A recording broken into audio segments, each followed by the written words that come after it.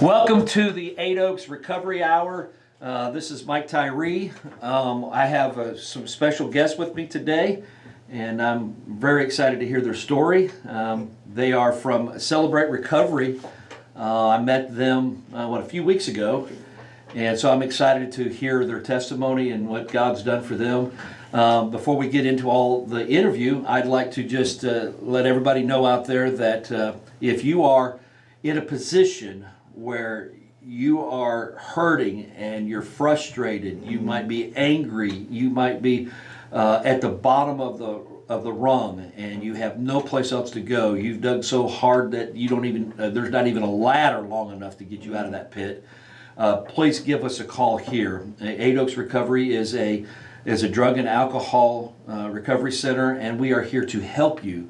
We are here to connect with you, and we really are there to try to help you get from where you're at now to a place where you're not just sober, but our prayer is that you find Christ and you find the Lord. And we were going to give you all kinds of information, but as I always say, I can give you information, but I pray that you have a transformation, and only God can do that. I can't do that for you. So if you are out there and you are desperately in need of help, or you're a family member and you have someone that is an addict, please call us at 1-800-576-4396, 1-800-576-4396. So with that being in mind, I'd like to get right into the interview. This is Bill Holman and his wife, Mamie. Mamie, I'm sorry, I got it wrong, Mamie. So I'm so glad to have you folks with us. We've had a chance to talk here for just a little bit.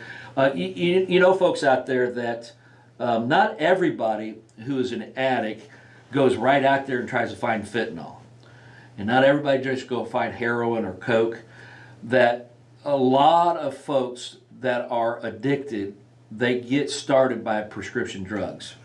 Our house manager, Chris Alexander, you've heard from him before in the past, and I'm going to be having him come on here soon again. But he is another one of those stories. I think he said he was in his late 30s, going into his 40s, and he had a car accident, or not a car accident, I think it was a four-wheel accident, four-wheeler, and he got started on prescription drugs. Now, Bill and Mamie, what happened with him is that took him on a really dark cycle, where not only the prescription drugs, but that led him right into a very dark side of danger. And he had paranoias, and he had all kinds of things that were going on. So prescription drugs is such a serious thing, because the guys that I talk to that get hooked on, now you tell me if you were like this in your testimony, but so many of them I hear, like Chris would say, I used to look down upon drug addicts. Oh yeah. I used to say, how could you let yourself do that?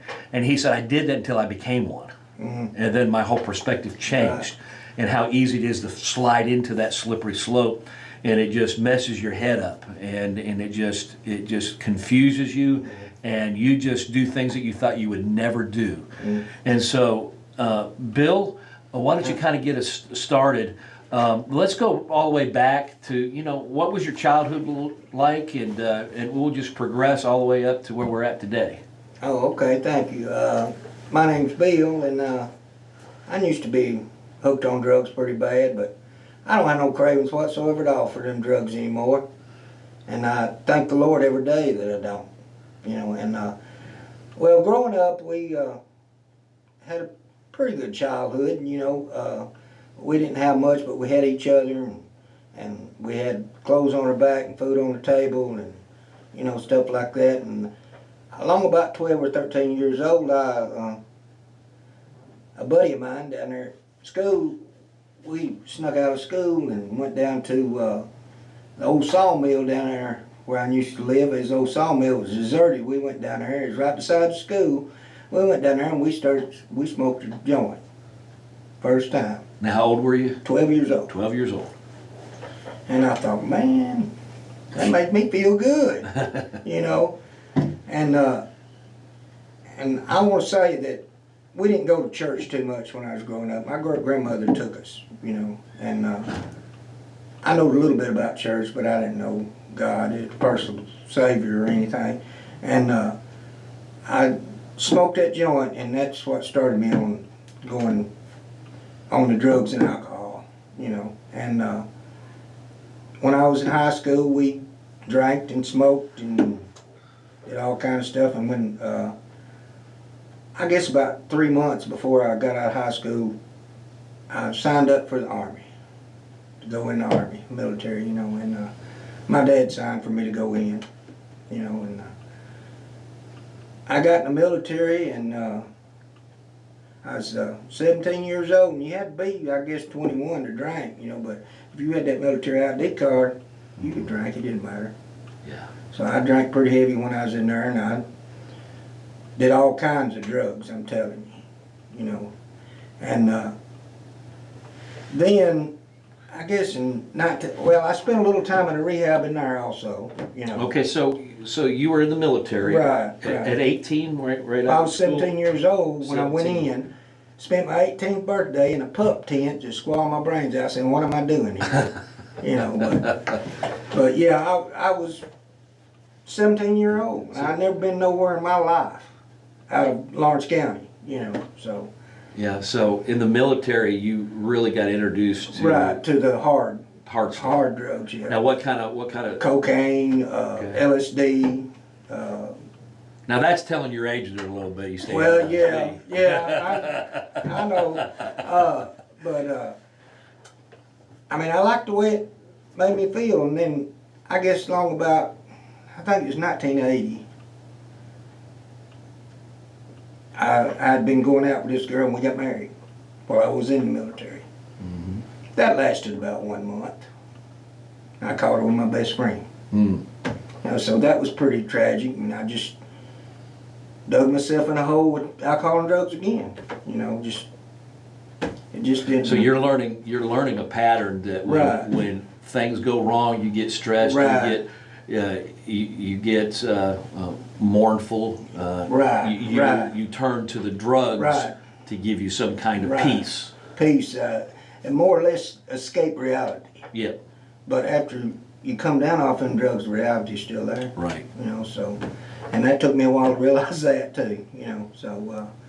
Well, the one thing that we talk about a lot is that everybody is looking for peace. Oh yeah. Everybody in Yeah. the world is looking for peace. I don't Right, care right. who you are. And the problem is, it's like that old country song, looking for love in all the wrong. You're looking for peace in all the wrong Right. places. That's, you know? that's the truth. That's And the truth. and so the Yeah. drugs is a form of peace to you. It's a Right. temporary to get away from the issue, to get away from the problem, Yeah. the reality of your Right, situation. right. You can hide it, you can mask it. You Right. don't have to deal with it at the Right. moment. And for a while at least, and the problem is that when you come back down off of it, you tell me if I'm wrong. Right. When you came back down off of it, and you have that same hurt, that same Right. pain, and so you got to keep drowning it out, Right. keep drowning it Right, out, and right. each time it takes more of the drug because Right. what you Build were up taking tolerance. before, you got Right. the tolerance, and yeah, you got to have more to take care of Right, that, right. and before you know it, you're on a merry-go-round. Right, right. So, me and my first wife got divorced, of course, and then, I don't know, about a year or so later, I married another gal I met. She was a stripper. Mhm. I was doing the drugs and alcohol and all that stuff, and I got Early my- 20s still, right? Yeah, still early 20s. Mhm. I'm probably 20 years old, I guess, probably. And that didn't work out real good. I reckon when I left for the military, I left all my walking around sense here in Lawrence County. You know, because I did a bunch of crazy things while I was in there. Mhm. And a lot of it was drug induced, you know, crazy things. And I even went AWOL a couple of times when I was in there. Went one time and ended up spending about 2 or 3 weeks in the stockade, you know, and that's not fun. You know, So how did you keep from getting discharged? I sort of straightened up a little bit, I guess you could say, Okay. you know, and I had some good staff sergeants and stuff that Trying were to for help me, you. trying to help me, Right. you know. So finally, it got along about 1984, my ETS date, which time to get out was coming up. And they'd already barred me from re-enlisting, so I couldn't re-enlist. Thank God for that, because I'd have probably been dead. And I come back home, and I spent, I guess, about a month or so drawing unemployment. You hadn't been doing rehab yet. You had mentioned you had went to I rehab. went when I was in the service one When time. you're in the service, you were in Right, rehab. right. Okay. Back up just a little bit. So Okay. what was that like? Mostly just meetings, you know, just meetings. Was it I didn't have to go nowhere and stay. was it That's- AA kind of meetings? Yeah, sort of like AA, yeah. Okay. Yeah, sort of like an AA meeting. And part of the time I'd go drugged up there too. So it really wasn't, I just done it Because back then, you know, there wasn't a whole lot of rehabs. There No. was not a whole lot of Right, attention to right, it still. So yeah. But mainly just AA is what it consisted of. Now that I look back on it, that's basically some guy coming there from AA and just had a meeting with us and had us to try to explain our feelings and all that stuff. But you know, at 20 years old, I really was doing it because Right. they made me. Right. You know, I wasn't doing it because I wanted help. Mm-hmm. So me and my second wife, I mean, that was crazy. That was a crazy time. Yeah. And did a lot of drugs and alcohol, and then I got sent to Fort Irwin, California, out in the middle of Mojave Desert, to a duty station out there. And I thought, man, I can't do this. And that's where I first got introduced to the LSD and all that stuff. You know, when I was out there. And finally in 1984, I decided, because my second wife had done left. She flew the coop. She went back to Georgia or wherever. And I decided I was going to get out of the service, you know. And I come back home and I done some drugs and alcohol, but not a whole lot. And I went to work at where I work at now in 1984, and met Mamie. Oh. And I went home the night after Now I I went know. to Wait a work. minute, just a little bit. I noticed a little smile that came on your face there a little bit when you mentioned her. Well, she. That's when things kind of changed. Yeah, everything changed then. But I came home the first day from work, and my mom, she asked me, she says, "Did you meet anybody, you know, on the job today?" You know, I said, "Yeah, just this nosy old woman knowed everybody in the family." You know, and she was married at the time, and along about 86, she was divorced, and I'd got a divorce, and we got together, and then Now, what year was this? 1986. 86. 86, yeah, and Okay. it's just something else when I finally met somebody. I mean, I've been married twice, but and this is the third time, and I've only had one wife, and that's her. Mm-hmm. You know, so it's just, I don't know what I'd do without her. Yeah. You know, so Now, when we were talking, she's the one that kind oh yeah, of set you straight. Oh, helped yeah, you now- get changed. And yes, and so, where'd you what- guys meet, by the way? Hughes Parker At the at the plant. At the plant plant, there. yeah, So you yeah. met there, and then But the thing about it is when we was growing up, of course she's 4 years older than I am, but my first cousin and her were best friends. And I know that by going over to my uncle's house, I'd seen her before that, but I didn't remember it. You know, but I don't know,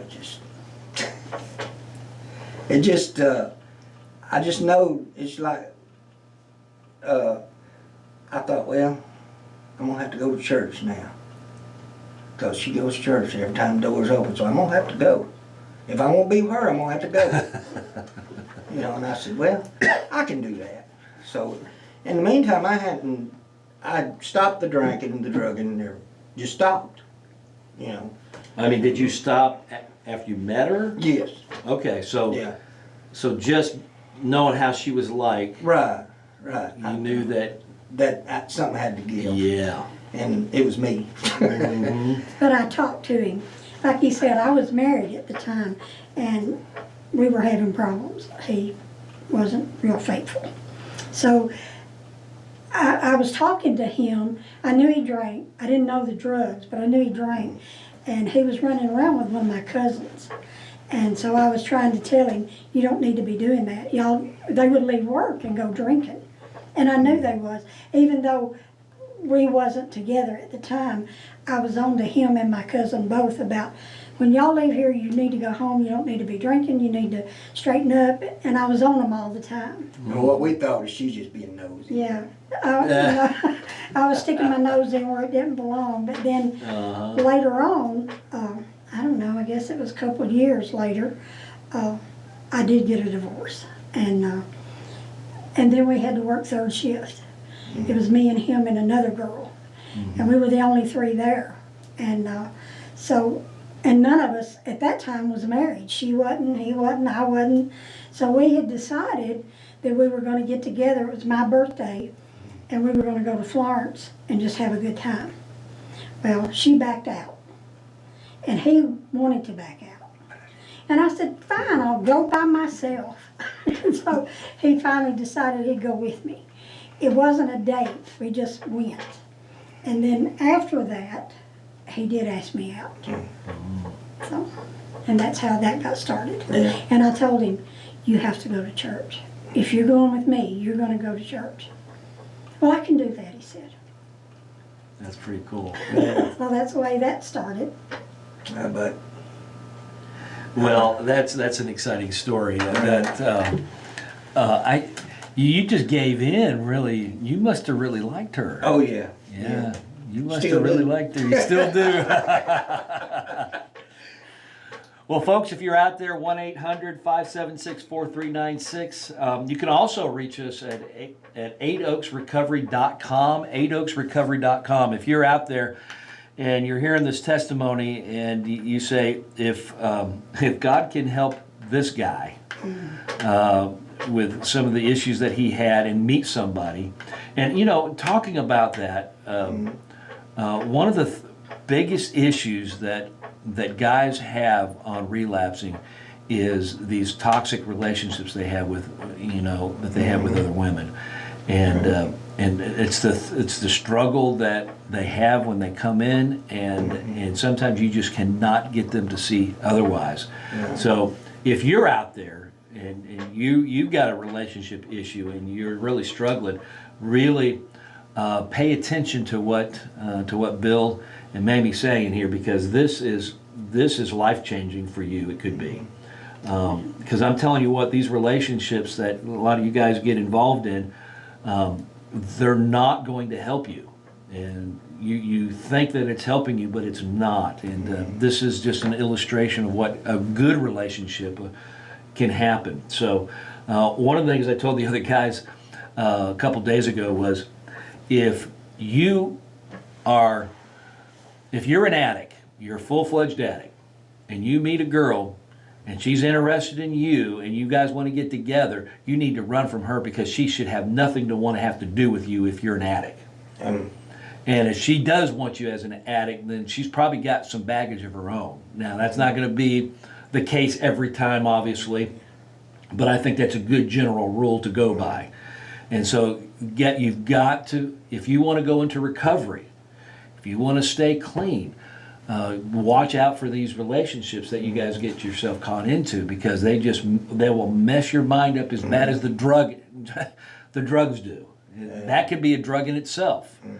And so when you're trying to come into recovery, please, guys, if you're out there and you do hear this, and ladies, the same thing with you. I mean, we're doing men's, and our prayer is one day we can open up a women's section. But listen to us. It goes both ways. You've got to be careful when you're trying to get your life straightened out and you're trying to get your head screwed on right, and you try to put a serious relationship, even if it's a good, healthy one, you got to be really careful, because you got to keep your head clear. And you can't muddy it up with all the other distractions and the risk of pulling yourself back into relapse. So the relationship can be really, really tricky, man, I'm telling you. But anyway, 1-800-576-4396 if you need to reach us, and 8oaksrecovery.com. Continue. So you guys got married. We did. Yeah. We got married in '86, and things were really good. We built a house, and we moved to New Prospect, and things were really good. And we went to church. He got saved, and he was Sunday school teacher. He was song leader, and he was Sunday school superintendent. And I was a Sunday school teacher too. And everything was really good. We worked together. We went to church together. I mean, we kind of flew by the salvation thing. What changed in your, Well, what was the thing? I mean, before, because you were saying, you were just doing this because right. she kind of making you go to church. You Yeah. know, if I don't go to church, then she's not going to date me, so I just go to church. And then somewhere in the process, your heart got changed. Right. God got a hold of you. How did Right. What did that look like? Actually, it was the peace I'd been searching for all along, you know, once God come into my life, you know, and I know that after I started teaching Sunday school and all that stuff, that one morning I was teaching a Sunday school class and I read a verse out of Matthew, I believe it's Matthew, that says, "Not everyone that says, Lord, Lord, shall enter the kingdom of God." Yeah. And it hit me. Yeah. You know, it hit me. I got to do something. So I went out and I got my pastor and brought him back and I said, "There's something wrong. I know about God, but I don't know God." Right. There's a difference. Yeah. You can know everything out of that book, but if you don't know God, That's right. you ain't got it. You know, so actually I think that's when that was the turning point for me. And you believe that there was a God, but you had not experienced God's right, love. Right. You Right. knew that God loved, but you hadn't experienced it. Right. Yeah. Right. So I know that from then on, you know, everything went really good, and like I said, along about 2013, I had the neck surgery or something like that, and they prescribed the Lortabs for me, and I just kept taking them even when I got the neck brace off and everything. I just kept taking them because they done got a hold of me then, and then some steel coil of weighs 400 pounds fell on my right foot. So I got prescribed Lortabs again. It went from 60 to 120 a month, and then I just kept taking them, and it just got a hold of me, and finally at one point, and Mamie can tell part of the story here, but at one point, Mamie found out how much money I quit. The doctor wouldn't give me no more, so I started buying them off the street, you know. And at that time, fentanyl and all that stuff wasn't a problem, you know. So Right. I got lucky, real lucky. And just a few years before it hit. Right, and I was 56 years old. And I didn't wake up one morning saying, "I'm gonna be drug addict. I think that'd be all right." You know, it's just like it got a hold of my brain and my mind, you know, and drugs do that to you. And Mamie found out how much money I was spending, and she blowed up. Just like smoke coming out of her ears. I mean, and told me she doesn't trust me no more. No more than she could spit. No further than she could spit, she didn't trust me. Ever again. That I was her best friend. And, you know, I just, life is not worth a handful of pills, you know, and I realized that, so I got a hold of this, or my niece helped me get a hold of the rehab place in South Haven, Mississippi, called Turning Point at the time. Name done changed a couple of times, but. Wait, what year was that? 2012 when you first started? Well, yeah, and this was 2016 when I went to rehab. Okay, and what were you on? Lortabs, Percocet, whatever I could find that was pain medicine. It didn't really, because once I stopped getting the Lortabs, I had to get them off the street, so I got whatever was for pain. It didn't, you know, and now that I look back on it, and I'm one of them kind of fellows that I used to think, why can't that guy quit them drugs? Why can't he just throw that stuff away? But I know why he can't.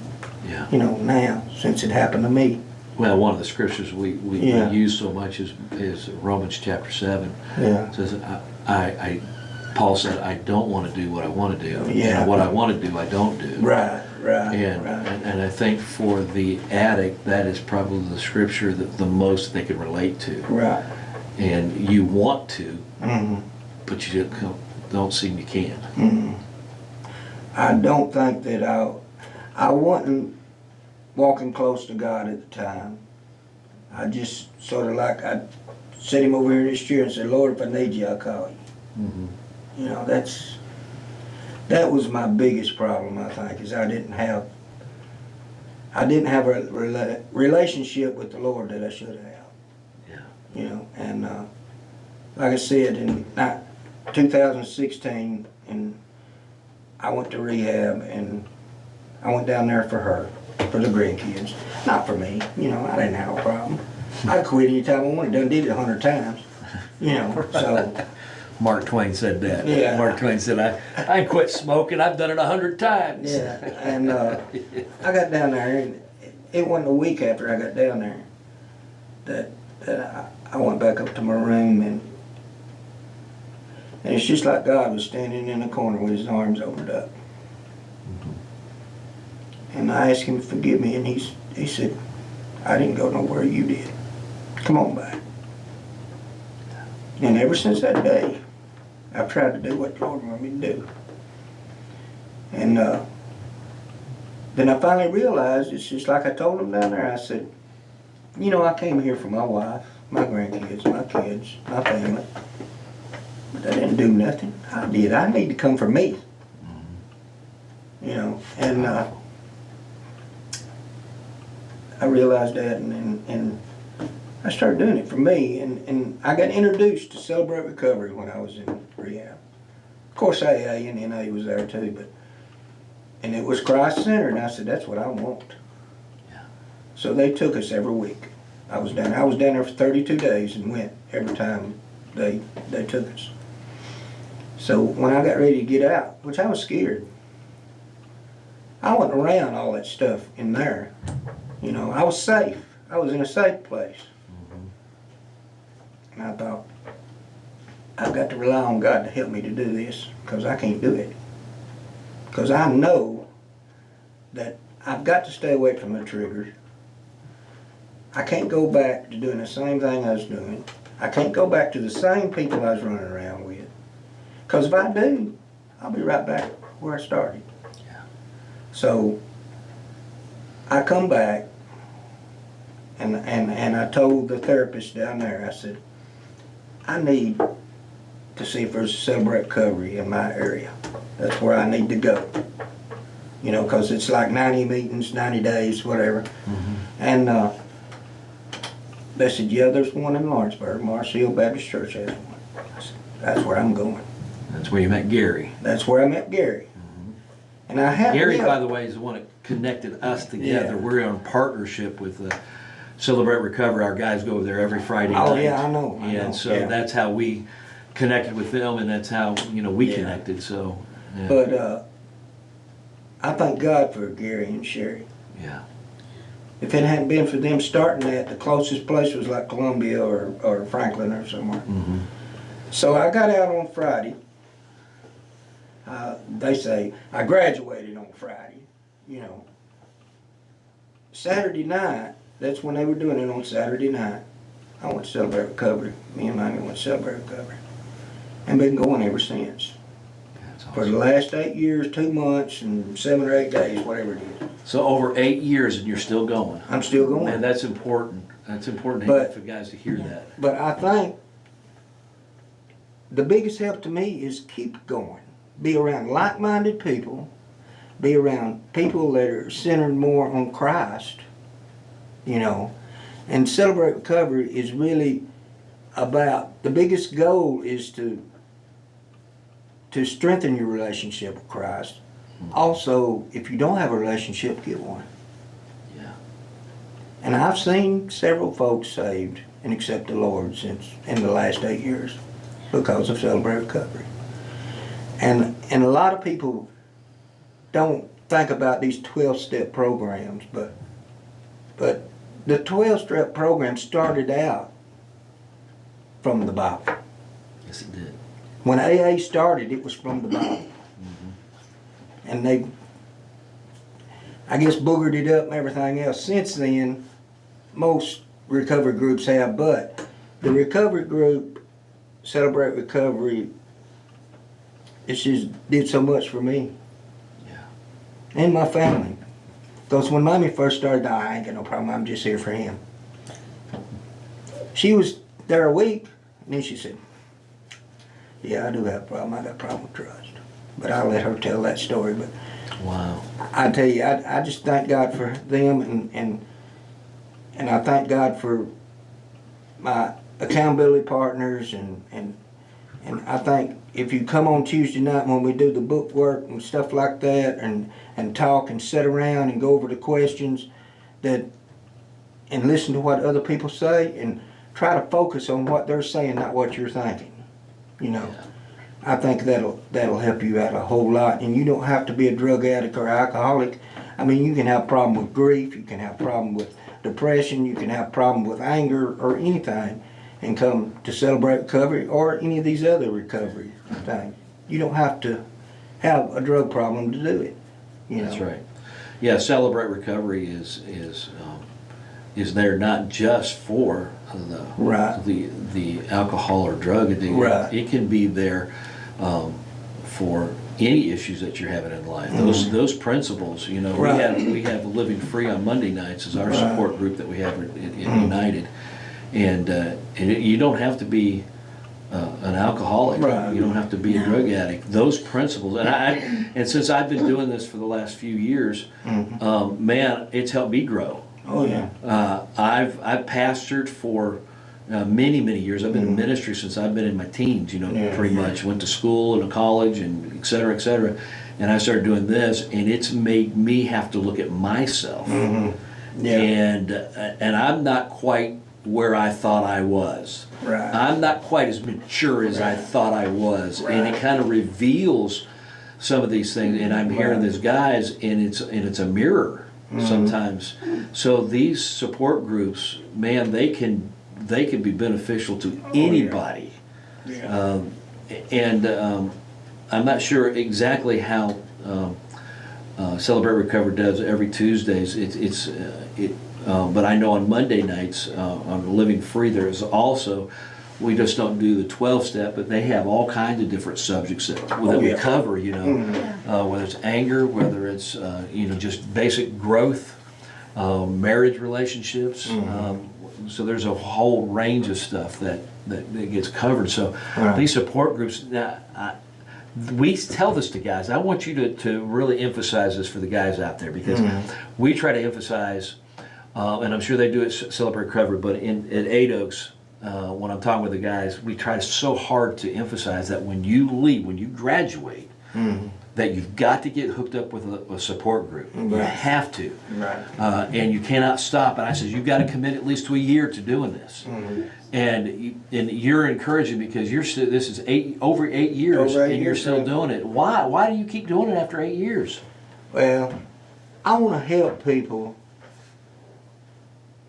and that's part of Celebrate Recovery is others, helping others that might be going through the same thing you are, or might be able to, like if you're sharing or something and you're talking about something, they can think, well, that's me, you know. And you get it because you've been there, you've done that. And the reason I'm there for the last 8 years is because I feel like that's what God wants me to do.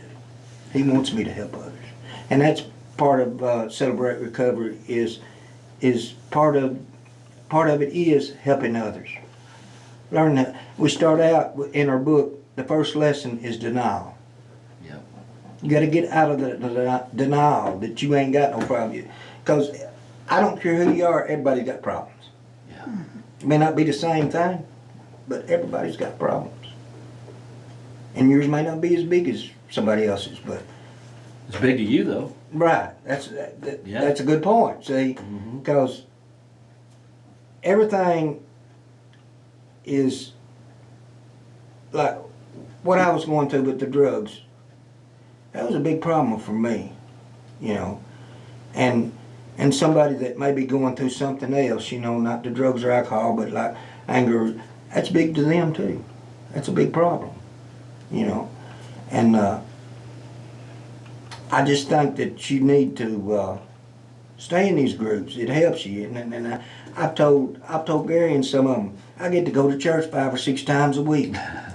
That's great because I'm around people, Christ-centered people, Right. you know, and that'll help you more than anything. Well, it's a think. give and take because Right, you're getting, you're receiving, Right. but you're also able to give out Right. in these meetings. Yeah. You know, so you're still getting blessed, you're still Right. growing, you're still learning, and at the same time, you get other guys coming in, new guys coming Right. in, and you're able to share your story. Right. You're able to Right. touch them, and it's a win-win. Right, It's right. a win-win. And it's just like tonight. I'll get blessed tonight. We have a meeting tonight at 6 o'clock, Friday night, every Friday night. Right. 6 o'clock every Friday night and 6 o'clock every Tuesday night. So Oh, it's great. And they get fed on Friday night. They get fed on Friday Yes, night. they They do. do. And then we have like a small worship service type thing. We watch a few videos of music and stuff, and Yeah. then we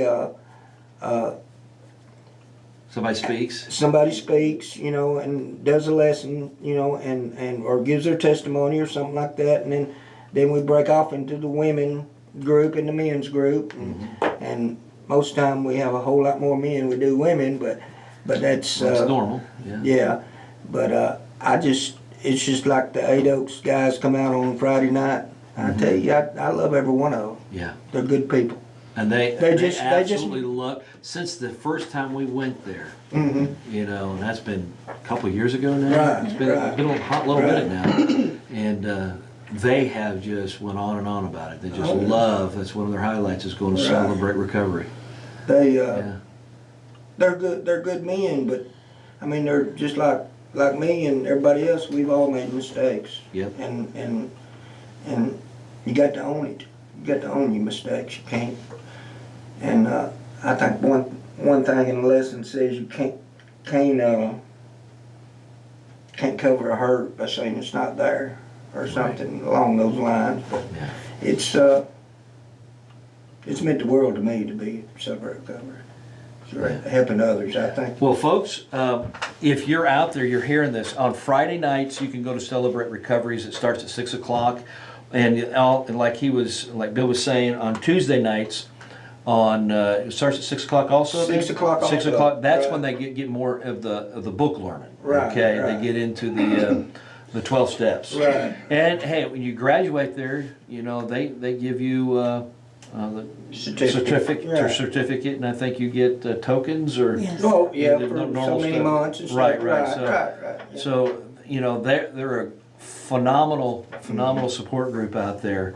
So really, what you want to kind of one of the things I wanted to do here on the radio program is not just to talk about those who are addicted and what to do, but I want the community to realize and know that there's just not one person or one organization. Right. There's all kinds of organizations. There are all Right. kinds of people that are involved in this. We had, we got the coalition, and there's so many people connected with that. Right. And you'd be surprised on how many groups and how many people are in this community fighting for our citizens and fighting for Right. our people to find not just sobriety, but there's a good group of people here that want you to have a change of life, have a transformation take place in your life. So yeah, I know.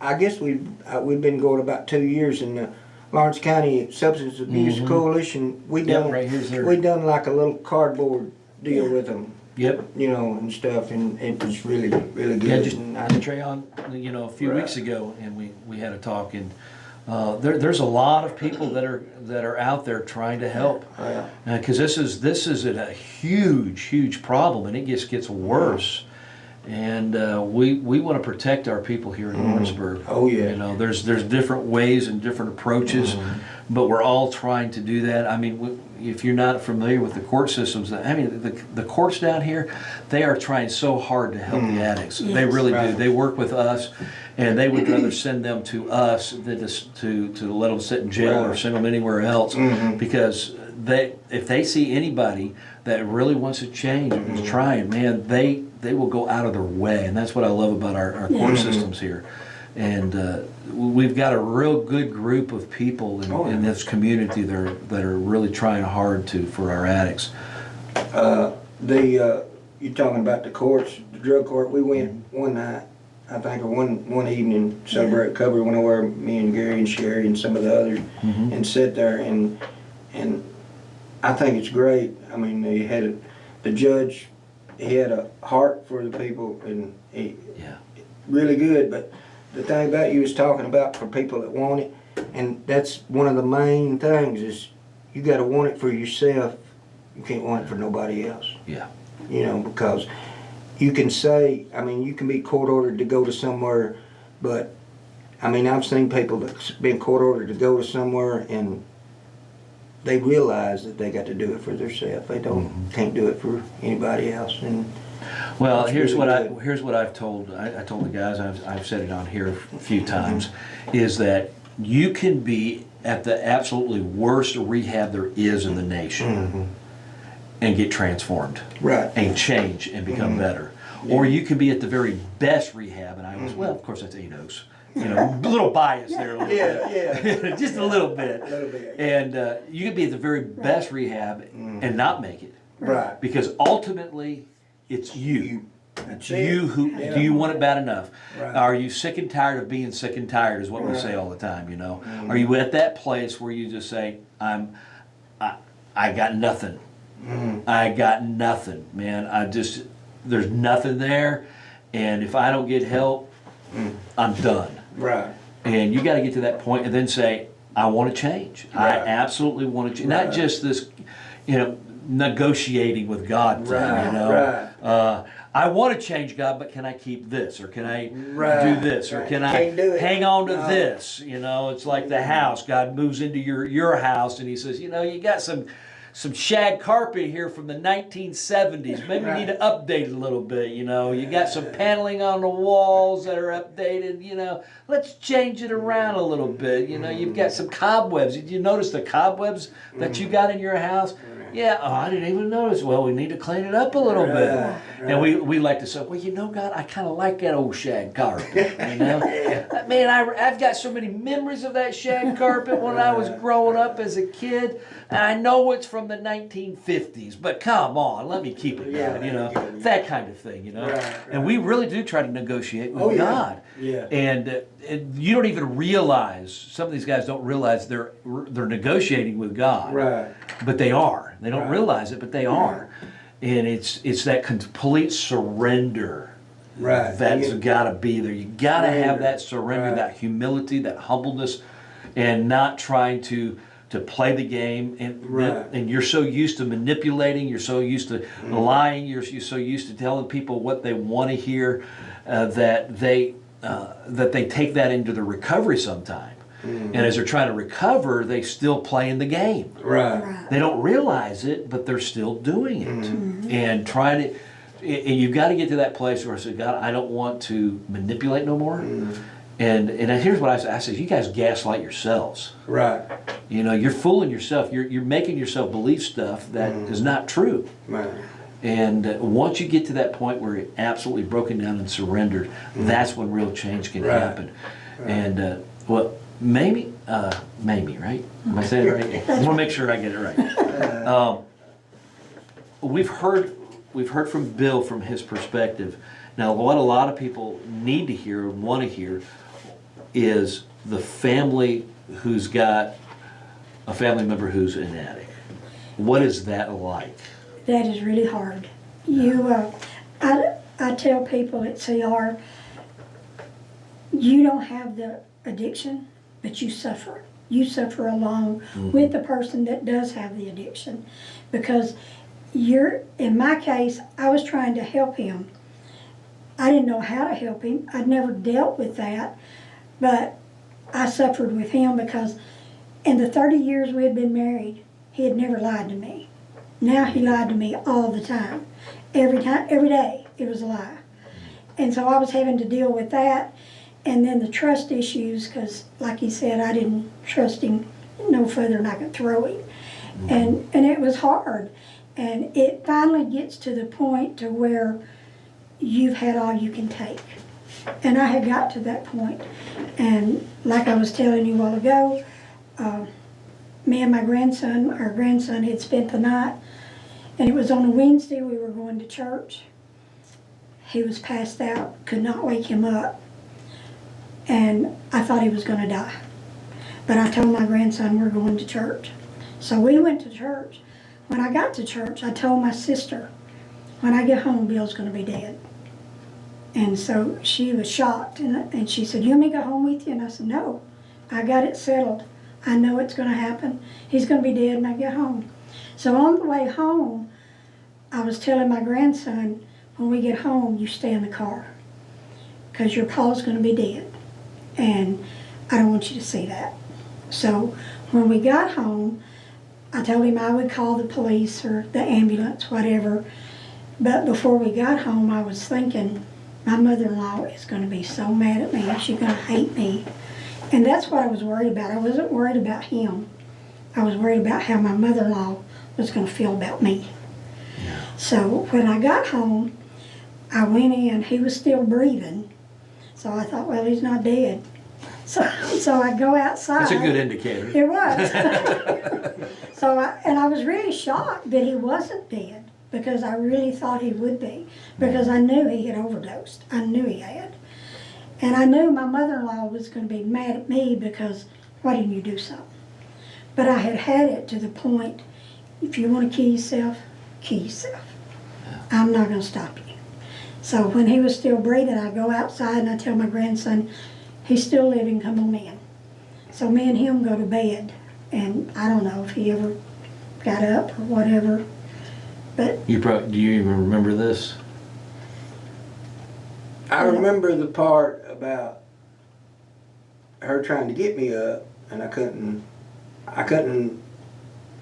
don't guess I could focus on what she's trying to get me he up was to so do. out of it, Yeah. he had no idea. Yeah. So I just left him, and I just knew he'd be dead when I got home. And that was a horrible feeling, but like I said, I had it, and I was to the point of, I didn't care. You know, he wants to die, let him die. Mm-hmm. And it kept getting worse. I mean, it got worse and worse, and when it finally blew up, I just told him, you want to kill yourself, go ahead. I'm done. I'm just done. So I left, and didn't take anything with me, just got in my car and left, because I was so mad and hurt. I mean, I don't want to say I wasn't hurt, because I was, but I kept thinking, if I pray hard enough, you know, the Lord will take care of the problem. He'll make it go away. But my prayers weren't going to help him until he decided he wanted to help. Mm-hmm. So finally, like I said, I left. I went to my cousin's house and I stayed. When I got back, he was passed out. He had no idea I was even back. And the 30 years we were married, we never slept apart. I went upstairs, locked the door, and sometime during the night he gets up and comes upstairs and finds me banging on the door, and I told him, you want to live, you get away from that door. I remember that. So, because remember that. I was mad, and I was hurt, and I'd had it. Right. And so the next morning I get up, I get ready, and I go to church and leave him home. I didn't even ask him if he was going with me. I just went to church, and he called my niece, or our niece, and he went to rehab, and I told him, if you're going because I'm mad, you're going for the wrong reason, you might as well stay home. And I knew that's why he was going. But he went anyway, and I really thought when he leaves, that'll bother me, but it didn't. I was so far over all of that that I didn't care. So had this been going on for the 5 years? 5 years, at this good point? 5 years.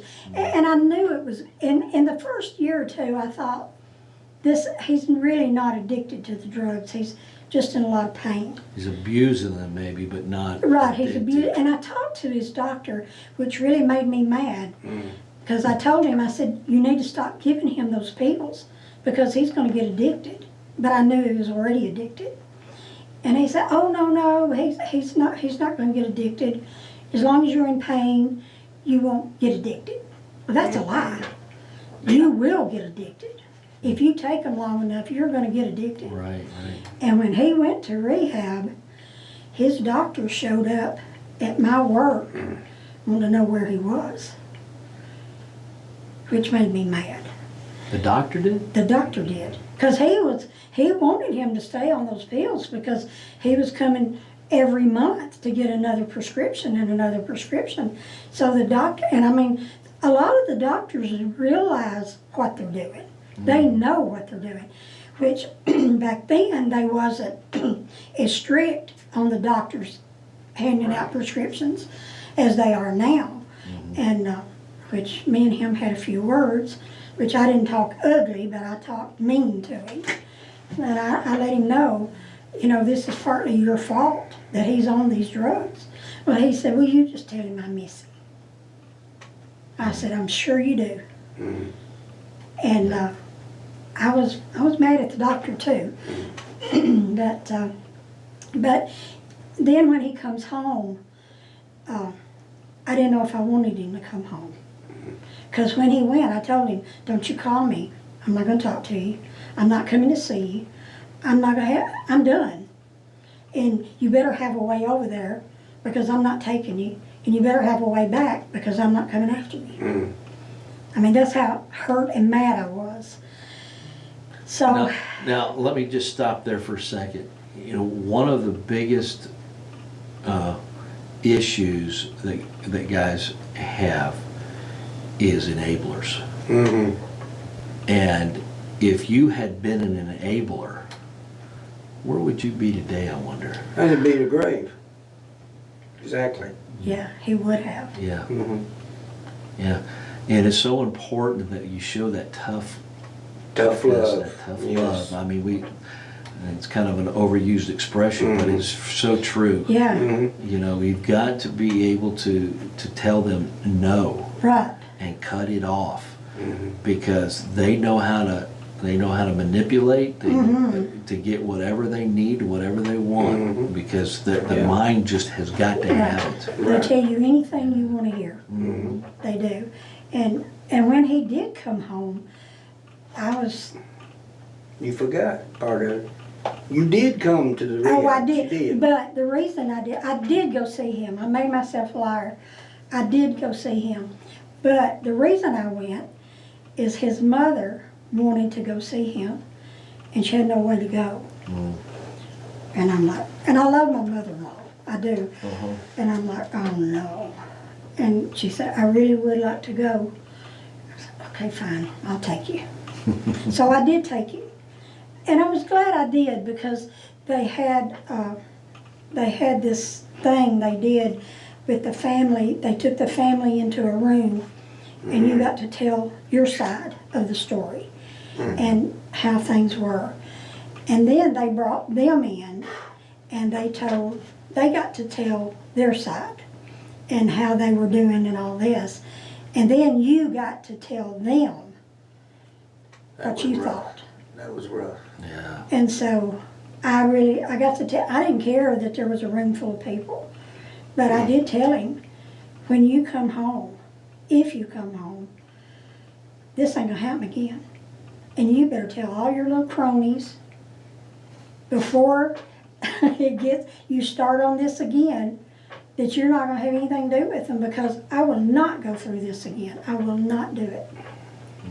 And I meant it. And I still mean it. To this day, I still mean it. I will not put myself through that again.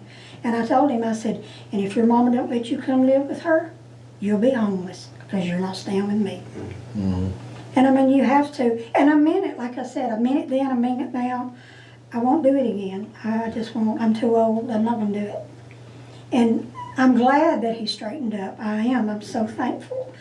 But when he come home and started this about he wanted to go to CR and he wanted me to go, I'm like, ain't nothing wrong with me. I'm fine. But I thought, okay. Till about a week later that you find out how bad you really are, right? Yeah, so I go with him, and I'm aggravated. I'm mad that I'm even there. And which Sherry, I knew Sherry, and anyway, I listened to all these people talking, and I'm like, this don't make no sense. So, and it was a little longer than a week. It was like 3 weeks. I realized I have a problem. I have a husband that has a problem, and I can't help him because I don't know how. But by listening to everybody else's story, how they got on the drugs and their story of why they were on them and how they felt and all this, it helped me. Softened you. Yeah, it helped me to know how to help him Right. and to be supportive of him because I didn't know. I just knew to be mad. Be mad because he shouldn't have done this. He shouldn't have put those pills in his mouth. And which I think I told him that a time or two. You're the one putting them in your mouth. But it taught me how to get over, and it took me a long time. It took me a good 2 years to ever get to where Yeah. I could trust him and feel about him the way I should. Amen. And people, and a lot of people would ask me, why are you going to CR? You don't have a drug problem. I said, no, I don't. But I have a husband that does, and if he's got a problem, I got a problem. Wow. And that's the way I felt. So anybody that's out there that has a loved one, a husband, a wife, a kid, a mom, a daddy that has a drug problem, you're suffering too. Yeah. You suffer right along with them. And Gary one time got a little irritated at me. I think he said he was giving out the chips, and I think it was like 2 years that he had been clean. 11 months. 11 months. Was it 11 months? Yeah. Okay. So he was giving out the little chips. Well, he gave him one. Well, when he gave him one, I went up there too. And he said, what do you want? I said, I want my chip. And he said, what? What do you mean you want your chip? And I said, I've suffered with him. Give me my chip. He gave me my chip. Jesus here recently got a 8-year one too. That's He hilarious. didn't question me. After that, he's here. But I told him, I said, hey, I suffer too. I right. suffered as long with him. But it's been real good to have her going with me Yeah. and supporting me. And she's the best accountability partner I could ever have. Yes. Yeah.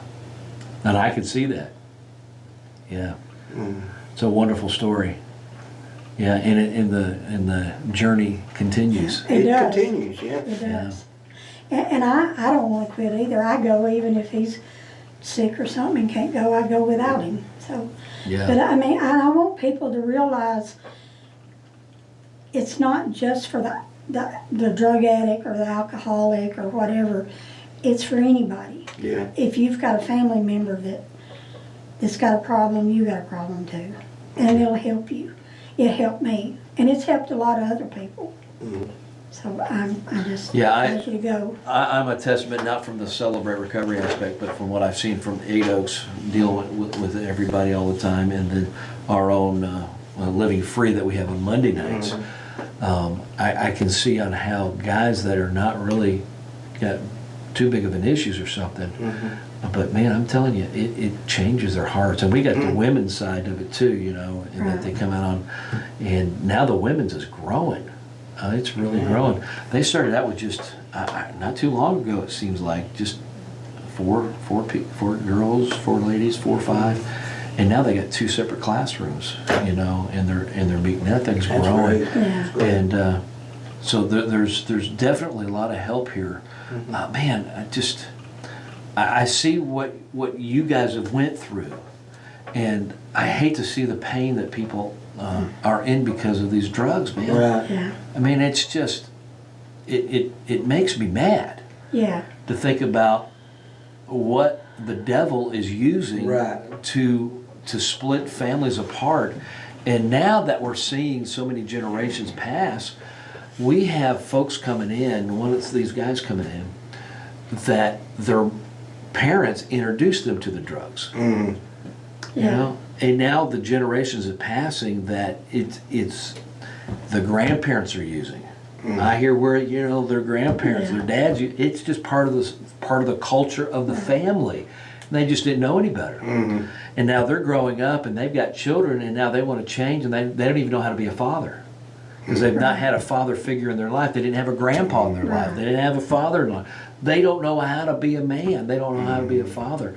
And that's a challenge. So even after they get off the drug, man, there's a multitude of issues, a multitude of problems that's got to be dealt with. And that's why you need the support groups. Yes. That's why you need Celebrate Recovery. That's why you need Living Free, Right. and whatever else is out there. That's why we need these groups is to help these guys to know what normal looks like. Right. And that's what I laugh. I says, guys, you know, if you want to do a good, you know, be good at a job, you don't go to somebody who's not good at it to try to learn from them. Right. If you want to know what normal looks like, whatever that is, look at me. You know, and I always air quotes because what is normal, right? If you talk to my family, I am not normal. You know. I always tell somebody says that, I say, give me the definition. Exactly. Right. Well, folks, I'm so glad that you came. We got to bring this thing to an end. I got Yes, one more thing absolutely. to say. You were talking about what you was talking about before. It reminded me of a song I heard the first time I ever went to Celebrate Recovery. It's called Breaking the Chains, I believe, or something like that. Yep. And the Lord Jesus Christ will break them chains. Amen. Drug addiction or whatever problem right. you got, you know, He will break them chains. Yeah. And I just love that song because I know the first time I ever went to Celebrate Recovery when I was in rehab, I heard it very first time. When I walked in Mars Hill on that Saturday night after I got out of rehab, the first song I heard was that song. Yeah. I mean, So that song That's means what a the lot Lord- to you. that's what the Lord wants me to do, is to help others. Yeah. So listen to this, folks. You know, we pray that God will break the chains of addiction in your life. It's not only possible, it can happen. It will happen if you just allow it to just follow after Christ, and He will transform your minds. 1-800-576-4396 or 8oaksrecovery.com. And please keep in mind, Celebrate Recovery on Tuesdays and Friday nights at 6, and Living Free starts at 6 o'clock at United Church. And the other ones, obviously, we've mentioned, but it's Mars Hill Baptist Church. So there's lots of things going on. You can almost go every night of the week if you want to find some place that's reaching out and helping people. So again, 1-800-576-4396. Thank you very much. God bless you folks. And you have a great, great evening. And we will see you on the other side.